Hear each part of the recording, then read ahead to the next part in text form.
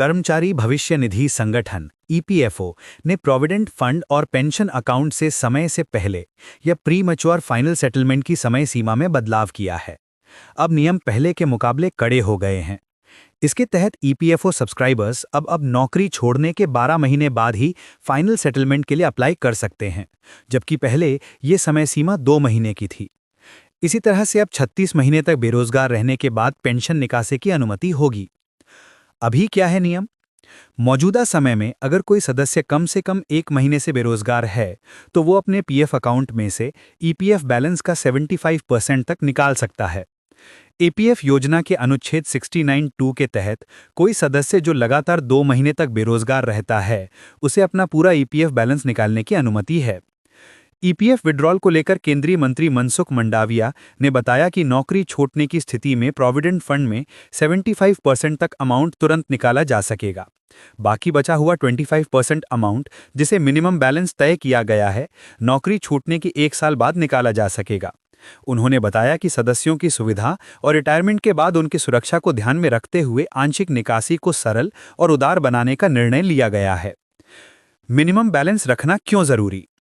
EPF account में विशेष परिस्थितियों को छोड़कर कम से कम 25% मिनिमम बैलेंस मेंटेन इसलिए करनी होगी ताकि सदस्यों को इस पर मिलने वाली ऊंची ब्याज दर और कंपाउंडिंग का फायदा मिलता रहे, जो सालाना 8.25% है। एक ये भी फायदा, इस बदलाव का एक फायदा ये भी है कि पहले आंशिक निकासी के लिए सदस्यों को कारण बताने पड़ते थे, जैसे कि बेरोजगार रहने की स्थिति या कोई प्राकृतिक आपदा या कंपनी या संस्थान का बंद हो जाना वगैरह।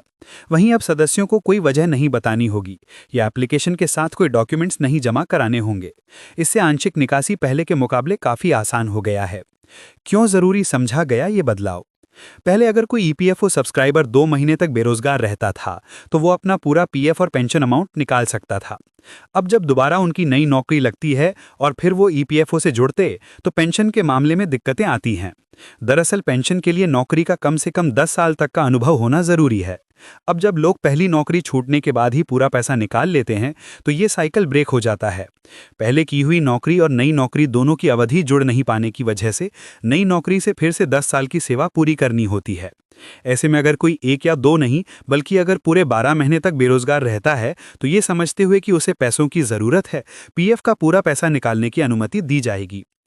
पेंशन अमाउंट को लेकर भी बदले नियम। ईपीएफओ के सेंट्रल बोर्ड ऑफ ट्रस्टीज की मीटिंग में श्रम मंत्री मनसुख मांडविया ने पेंशन अमाउंट को लेकर भी नए नियम तय किए। इसी तरह पेंशन अमाउंट को भी अब 2 महीने की जगह 36 महीने में निकाल सकेंगे। यानी कि मोटे तौर पर पीएफ का पैसा निकालने में अब लोगों को पहले के मुकाबले ज़्यादा इंतजार करना पड़ सकता है। इससे आर्थिक ज़रूरतें भी पूरी होंगी और रिटायरमेंट के बाद फाइनेंशियल सिक्योरिटी की भी कोई चिंता नहीं रहेगी।